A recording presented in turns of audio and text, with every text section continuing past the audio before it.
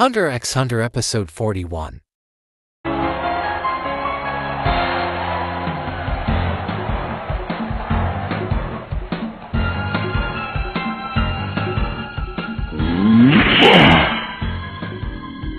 Hindi na kita pagbibigyan, Hisoka. Ngayon nakukunin ko ng kanang kamay mo. Eto na, Tiger Gnashing Punch! Tignan niyong mabuti na seryoso na si Castro! Ang totoo niyan, hindi pa talaga nakikita ni Hisoka ang tunay na kakayahan ni Castro. Kailangan ni gumawa ng paraan ko, hindi ito ng kanyang katapusan. Paano nang laban nila ni Gon? Ah! Eto, kunin mo. Oh, kung ganun, pagbibigyan kita. Ah! Wala nang kaliwa mong kamay. Ha?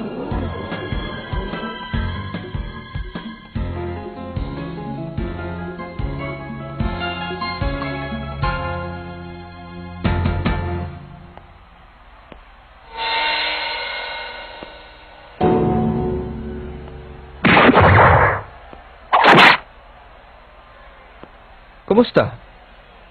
Mabuti naman. Halika, gusto kong makita yung sugat mo. Matagal ko nang pinag-iisipan ito, pero nung napanood kita, naniwala na ako. Malaki nga pala talagang sira ng ulo mo. Makikipaglaban ka na lang kung ano-ano pang kalukuhan ang pinagagawa mo. Akala mo ba natutuwa ang lahat ng manonood? Sa bagay, ayos lang sa akin dahil kikita ako dito. Pipigilan natin ang dugo. Tanggalin mo ang oras sa iyong kamay.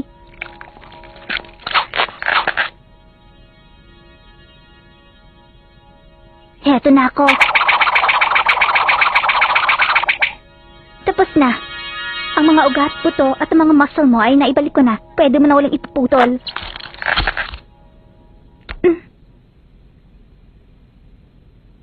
Napakagaling.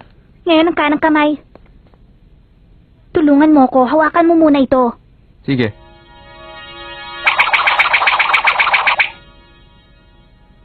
Alam mo bang hindi ako nagsasawang panoorin ng ginagawa mo sa akin?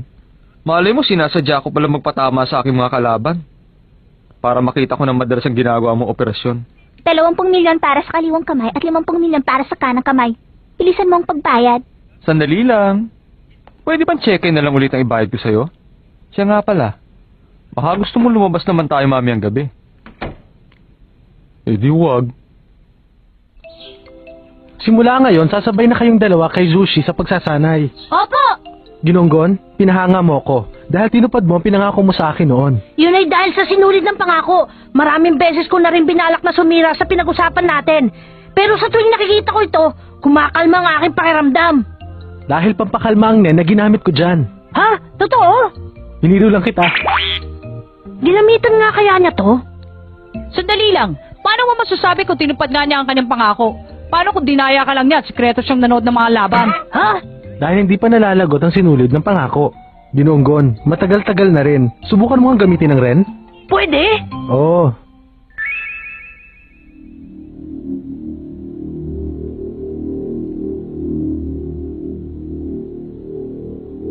Yushi, sa palagay mo? Ang galing! Tahimik lang pero napakalakas ng nararamdaman ko. Ibang klase! Akala ko nakalimutan ko ng paggamit nito.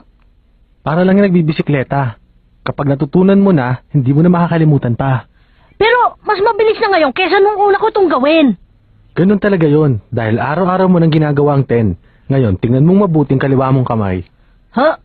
Ha? Naputol! Pero kahit ano pa ginawa mo dyan, di napuputol, di ba? Ginamit ko ang kapangyarihan ng sarili kong nen nung itali kong sinulid na yan. Kaya mapuputo lamang yan kung gagamit ka rin ng nen. Ganun pala yun, Ginoong Wing.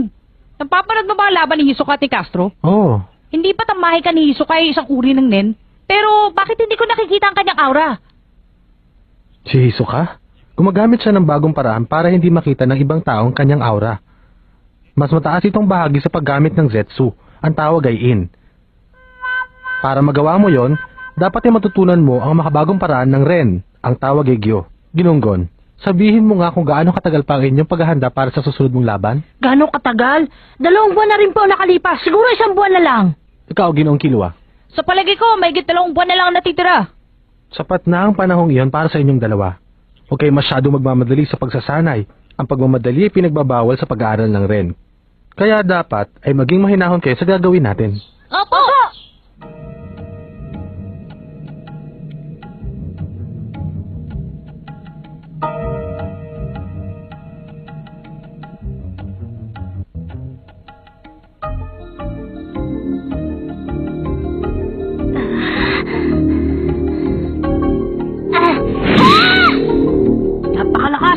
Kahit ang kanyang aura ay kasing liit pa lang ng sa amin, nakikita kong kumpleto na ito. Ipunin mo ang lahat ng aurang yan sa iyong mga mata. Ngayon, nakikita mo na ba ang liwanag ng aking aura? Opo, Anong kulay? kulay dilaw. Magaling, tama ka. Hindi ba't magandang nagawa mo ngayon, Zushi? Opo. Tama na muna yan. Sa ngayon ay hindi po magagamit ang Gyo. Mababaliwala lang kung pipilitin mo yung sarili. Pero kung ikaw ay magsasanay, magagamit mo yun kahit nasa gitna ka pa na iyong pakikipaglaban. Kadalasang ginagamit ang Gyo, kundi yung pakabisadong teknik na ginagamit ang iyong makakalaban.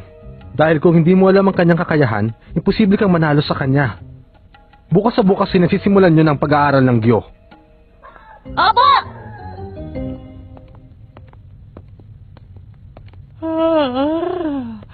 Nakakantok.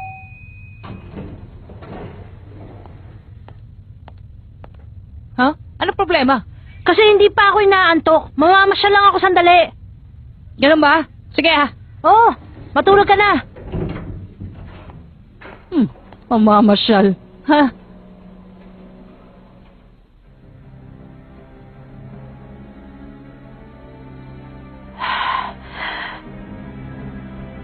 Isiping hindi makakalabas ang enerhiya sa loob ng katawan.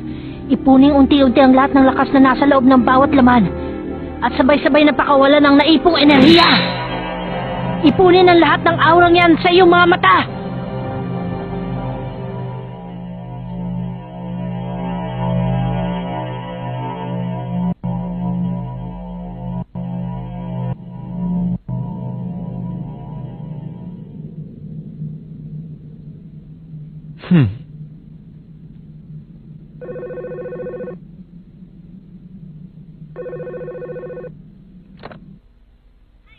Hello?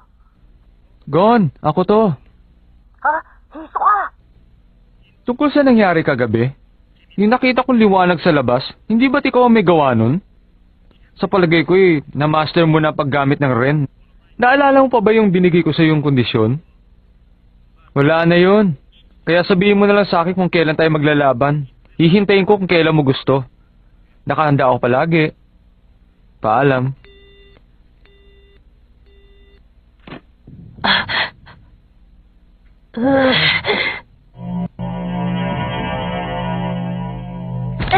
Ibang klase, masyado na yatang mataas. Magaling. Nakapasa na kayo. Ibang klase. Suko na ako talaga. Hindi ko talaga akalaing mamamasa rin yung dalawa ang Gyo sa loob lamang ng isang gabi. Dahil mukhang naging madali para sa inyong dalawa na mamasa ng Gyo, hinihiling nyo ba na simulan naman natin ang pag-aaral ng Hatsu? Kung yan ang gusto nyo, masyado kong minamalit ang inyong kakayahan kaya nabigla ko sa inyong ipinakita. Simula sa oras na ito ay pagsasanayan na natin ang Hatsu. Ang Hatsu ay ang paraan para makontrol ang tuluyan ng aura. Sa madaling salita, ito ang pagsasama-sama ng lahat ng Nen. Pagpalabas, pagpalakas, pagbabago, pagkontrol, pagpagalaw, pagpapakadalubhasa, ito ang 6 na pagkakahati-hati. Ang kakayahan ng Nen ay may kaugnayan sa inyong pagkatao. Maaari yung magmula sa isa sa 6 na yan. Makikita mo yon ayon sa katangian ng aura mula pa nung ikaw ay pinanganak. Ang kartang ito ang magpapaliwanag sa iyo ng bawat katangian. Kung saan man dito matatagpuan ang inyong kakayahan ay magiging mas madali para sa inyo kung doon kayo magsisimulang mag-aral. At ang pinakamalayo naman sa inyong kakayahan ang mahirap na pag-aralan. Kaya mas makabubuti kung sa una pa lang ay alam niyo na kung saan kayo magsisimula. Sir Tong, meron mong paraan para malaman yun? Merong paraan. Yun ang tinatawag na estilo ng panonood sa tubig. Ito ang paraan na tinuturo ng mga guro na nagmula pa sa Mind Origin School. Malalaman mo yon kung panonood at makikita ang pagbabago. Ha? At tubig ay dumadami ng dumadami. Kung ang magbabago ay ang dami ng tubig, ang ibig sabihin nito ay nagmula ang aking aura sa pagpapalakas. Ngayon, ang tingnan naman natin ay ang sa inyo. Sige, sisimulan ko. Ang galing! Gon, pareho kayong dalawa. Gumagalaw ang dahon. Ibig sabihin, yan ay nagmula sa pagkontrol. Ayos! Ako naman ang susunod. Bakit hindi siya gumagalaw? Sinasabi ko na nga ba? Ang ibig sabihin nito, wala akong kakayahan? Nagkakamali ka. Tikman mo ang tubig. Medyo matamis ang lasa. Oo nga. Hindi ba ito ordinaryong tubig lang po ito? Ang ibig sabihin ng pagbabago ng lasa ay nagmula sa pagbabago. Ngayon, alam na ninyong tatlo kung saan nagmula ang kakayahan ng inyong aura, kaya simulan nyo na. 4 na linggo mula ngayon, pagbutihin nyo ang inyong pagsasanay para lalo lumakas ang inyong aura at unti-unti ninyong makikita ang pagbabago sa inyong kakayahan. Opo!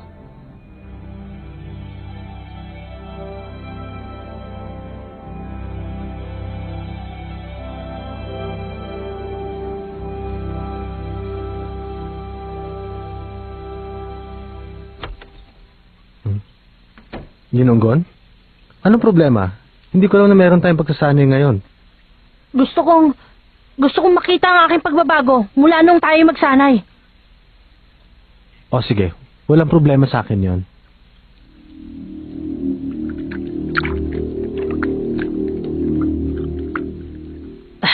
Ano sa palagay mo? Magaling ang pinakita mo sa akin, Ginonggon. Napag-aralan mo na kaagad ang estilo ng panonood sa tubig. Ano? Ano masasabi mo? Nahuhulaan ko ng gusto mo. Ha? Hindi ba tungkol ito sa susunod mong makakalaban? Gusto mo nang makaharap si Hisoka. Tama ba ako? Alam ko na yan. Malakas si Hisoka. Kung huhusgahan ko ang iyong kakayahan, wala kang pag-asa sa kanya. Alam ko po yun, pero... Gusto mo pa rin ituloy ang laban. Yun ang dahilan kung bakit gusto mong matutunan ng paggamit ng Nen, di ba? Nagbibigay lang ako ng payo sa iyo tungkol sa Nen. Wala akong intensyon na ipilit ang aking opinion sa iyong buhay. Kung gusto mong makalaban si Hisoka, bahala ka. Kaya lang mahihilingin ako sa iyong isang bagay. Pag di mo na kaya, huwag mong pipilitin. Mapapangako mo ba yan? Opo!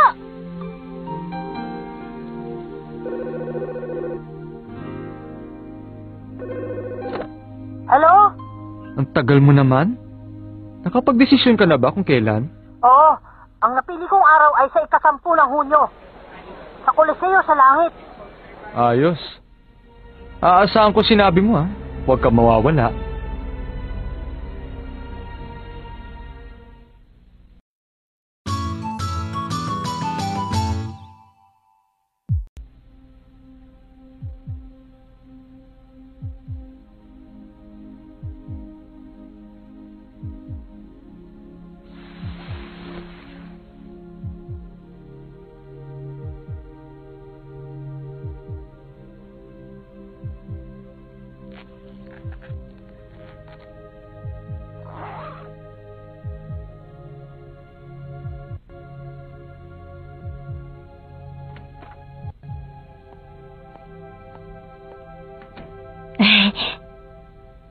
Teka lang, mukhang napasarap ang tulog mo ah. Sa sobrang tagal kong hinintay ang araw na ito, madali ako nakatulog. Kagabi pa lang, gusto ko na mag-umaga. Alam mo naman, mababaw lang ang kaligayahan ko. Di mo na kailangan sabihin sa akin yan, Gon. Paano? Lalayo na lang siguro ako ng upuan sa ring bago ka pagulungin ni Hisoka. Aray! Huwag mo patagalin ang laban ah! Ang sakit na na! Makinig ka sa akin, Kiluwa! Ano? Ano yun? Kapag natapos ang pagsasanay natin dito, Oo? kalimutan mo na yon. Magkita na lang tayo sa ring! Oo!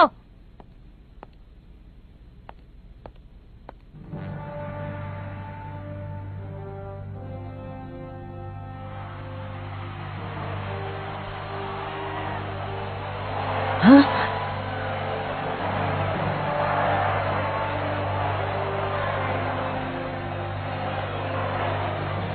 At ngayon, mga kaibigan, sa wakas ay masasaksihan na rin natin ang paghaharap ni Gon at Hisoka. Ang unang manglalarong nagpakita ay si Gon. Sa palagay ko, pinaghandaan niya ang lamang ito. Sa kabilang dako naman ng ating ring ay lumalabas na rin ang salawangkerong si Hisoka.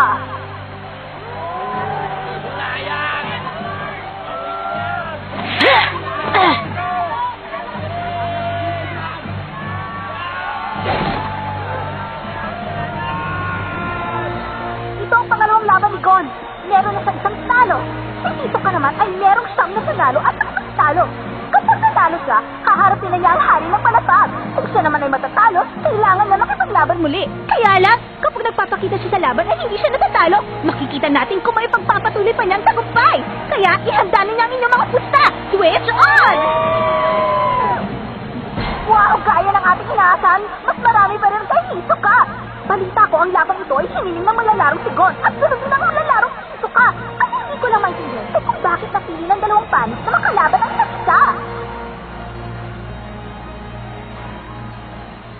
Huwag mo akong titigan ng ganyan. Kapag hindi ka tumigil, baka matapos agad ang iyong buhay. Tama na, bata. Baka hindi ko naman mapigilan ang sarili ko. Nakapangingilabot ang kanyang aura. Nagmumula yun sa kanyang tandem. Kumanda ka malalaro! Walang hangganan ng oras, kahit anong paraan! Hindi ko yung makakalimutan! Hindi! Binawi ko sa kanya, oh. Hawakan mo muna. Pinapayagan kitang mabuhay. Ayoko magkaroon ng utang na loob sa'yo! Kunin mo to!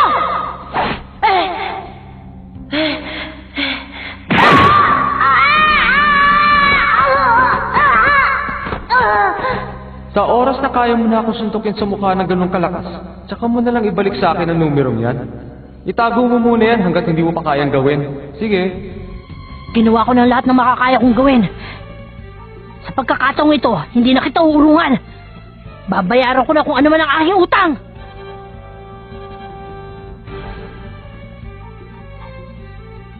Simula na!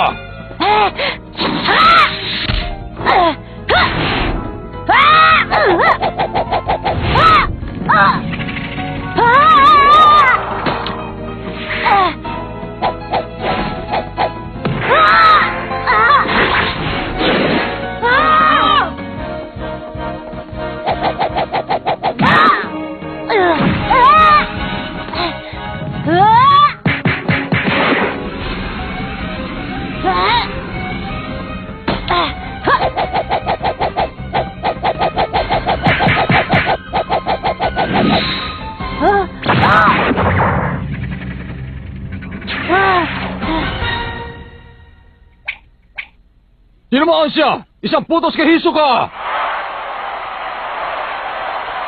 Napakahusay pa na dalawang malalaro. Hindi ko na tuloy alam kung paano ko sasabihin ang mga nangyari.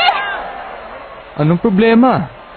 Kaya atang pagod na pagod ka na. Samantalang hindi pa ako umaalis sa lugar na aking kinatatayuan. Ha? Totoong sinabi niya!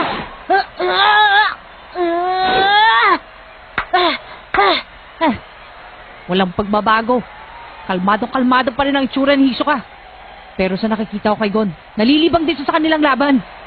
Alam ko na, hindi kailangan ako umaatake sa kanya.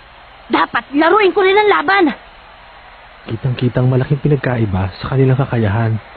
Pero hindi siya matakot na pag-isipan niya ang sunod na gagawin at kinatutuwa pa niya ang laban. Pangklase talaga.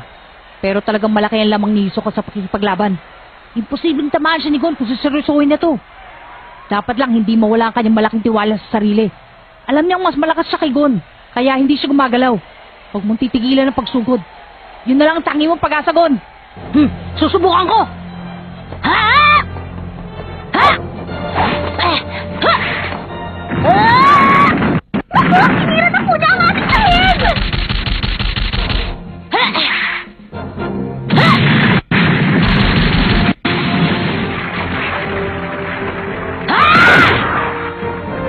Critical na tira! Dalawang putos kay Gon!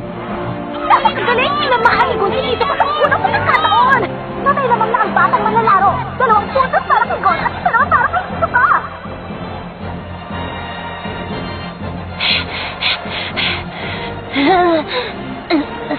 Sa wakas na suntok ko rin si Hisoka!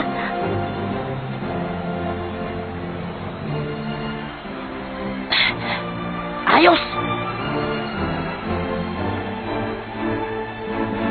Naku! Sa unang pagkakataon ay umalis si Hisoka sa kanyang kinatatayuan. Pero meron hindi sa kanyang mukha! Doon na kaya magsisimula ang tunay na laban sa pagitan ng dalawang